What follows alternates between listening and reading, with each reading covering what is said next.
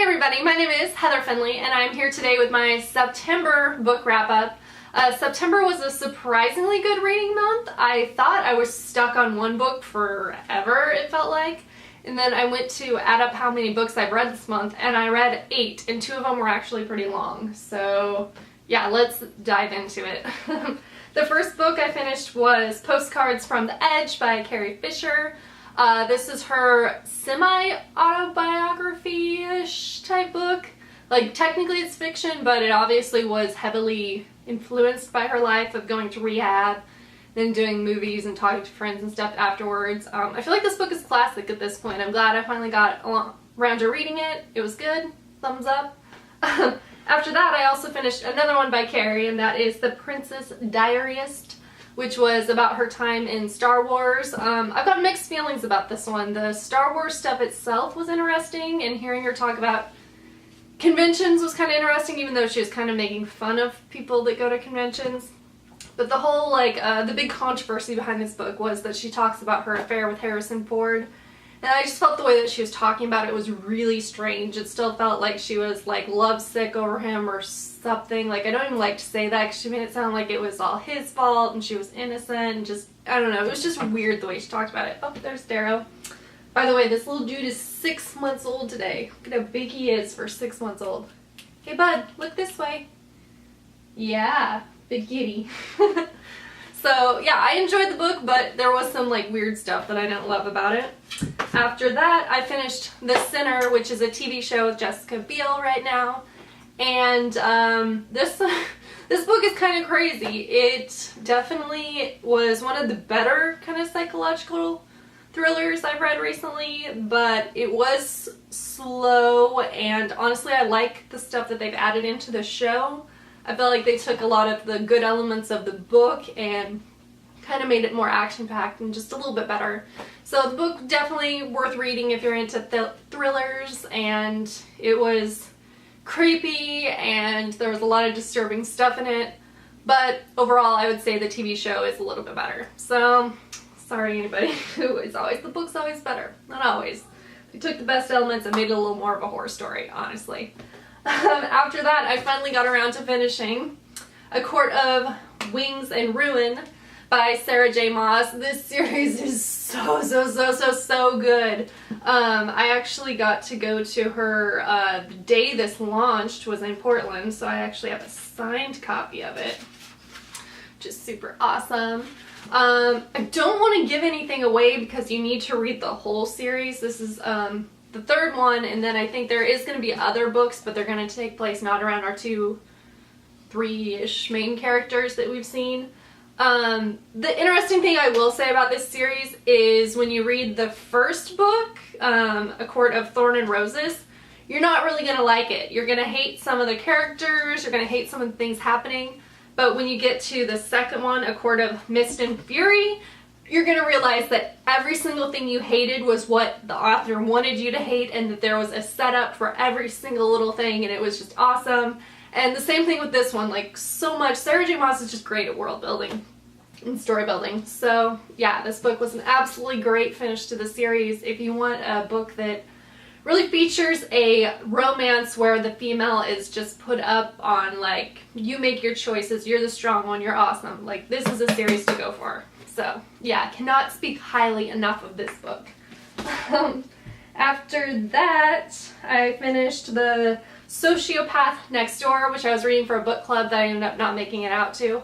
But this is a nonfiction talking about how people are psychopaths, basically. That's when you don't have a conscience, so you don't really, your actions and stuff, you don't process the same way as the rest of us. And it was interesting learning, how common it actually is.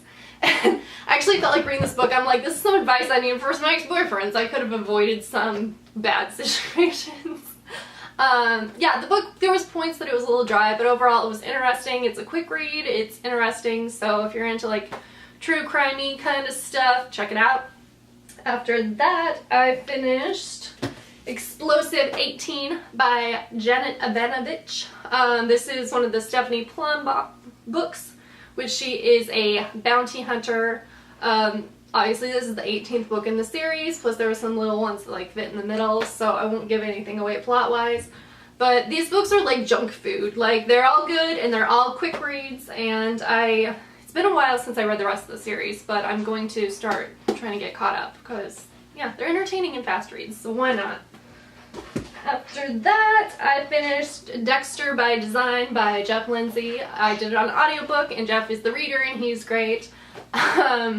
The Dexter books are like the TV series. It's a guy that actually is a sociopath, and he kills people, but only people that he deems bad, that have done something bad in society, and he also works for the police force.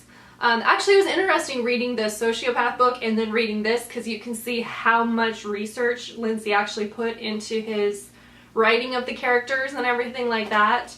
After the 4th book in the series, or wait, is it 3rd, 4th? I forget which number these are.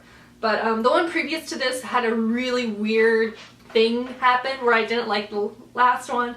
But I read a lot of people say that just ignore that book and then just keep moving on. They do get better, and this one totally fits. These are super messed up. They're even more messed up than the TV show. There's just the things happening. I'm just like, oh my god, but it's so good. Yeah, highly enjoyable. Then the last book I finished of the month was Game Board of the Gods by Richelle Mead. This is a series about a super soldier, Mai, I think is her name. May or Mai. She gets assigned to a guy that goes out and investigates cult/religious sects and different stuff to register them, and there's a mystery going on. This is set in like a dystopian society where you have all these like this perfect non-religious center and then all these like various things happening. The world building in this is insane. Richelle Mead is such a good writer. I can't even express that enough. And I'm really sad to find out that the 3rd book in this has not come out yet, because this is such a rich story and you can tell that there's so much setup she put in it. Even though this does tell a complete story, but there's so many elements that you can see are going to play into it.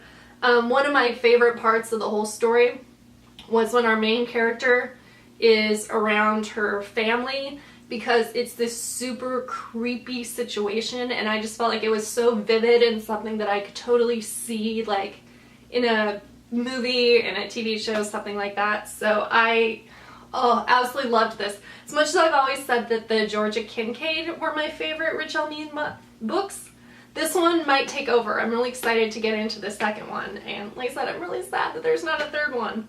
But if you're looking for an adult, a little bit of sex, a little bit of super soldiers, badass investigating stuff, totally pick this book up. I am going to be speaking on and on about this for years, about how good this is and how people should be reading it. So yeah, that is all the September books. So let me know what you read this last month. Let me know what you're planning on reading this upcoming month. I am going to try to do a few like horror themed books. Right now I'm reading Final Girl? Yeah. So yeah, I will talk to you guys later. Bye.